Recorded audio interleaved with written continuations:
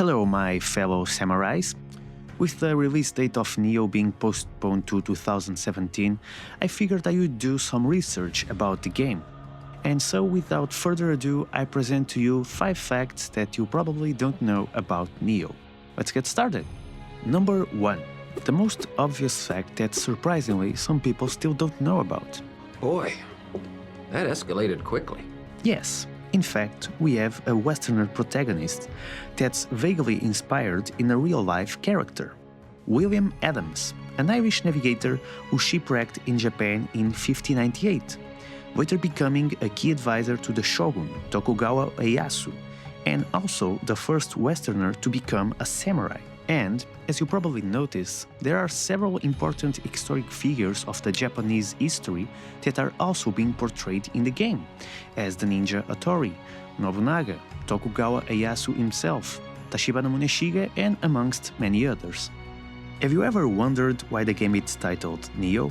I sure have, and in fact it's probably not a random word.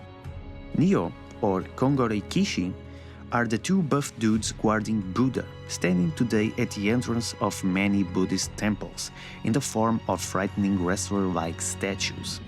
The left statue, Naren Kongo, has its mouth closed, while the right one, Mishako Kongo, has its mouth open.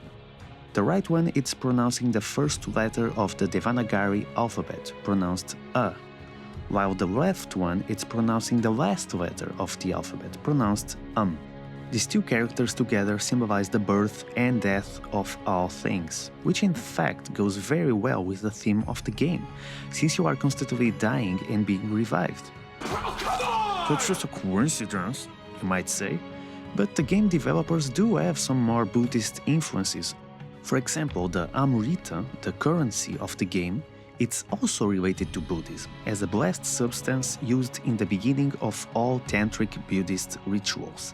And the Amrita, it's being used in the game into shrines, so you can develop your abilities.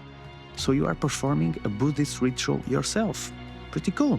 And since we are talking about game influences, let's go to number 3. Did you ever watch the E3 2016 trailer? Did you notice that the narrator is speaking some unusual language? In fact, it's Gaelic or Irish. This is probably related with the fact of the original William, so to say, having its origin in Ireland.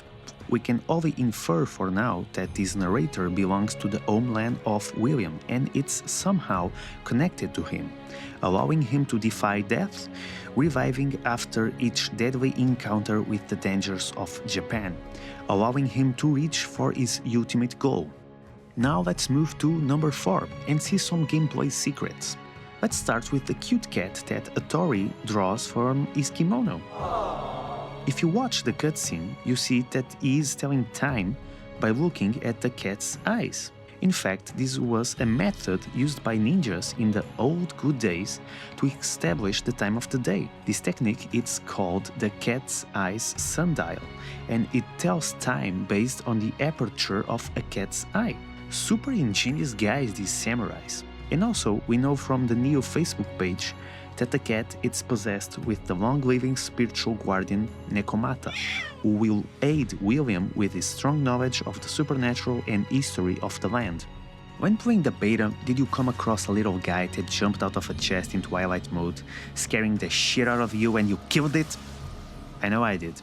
But did you know that you could have a nice interaction with him? When he jumps out of the chest, you have to imitate his gesture. If you get it right, it does a little happy dance, leaves his loot behind together with a new gesture for you. However, if you fail to imitate him, you will have to kill him because he gets mad at you. Poor guy. And to date, there's still one more enemy that responds to gestures, the hidden wall, Nurikabe. Instead of fighting him, you can do a gesture in front of him and he will disappear.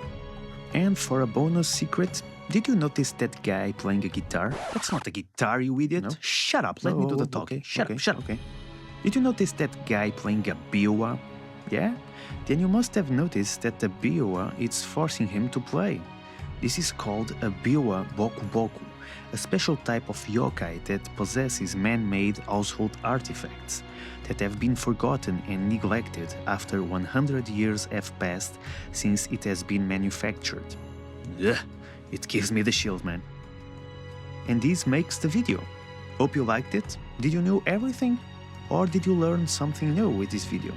Let me know in the comments. And subscribe to the channel as it shows your support and helps the channel grow as it's very recent. Stay tuned for more Nioh content and I see you later.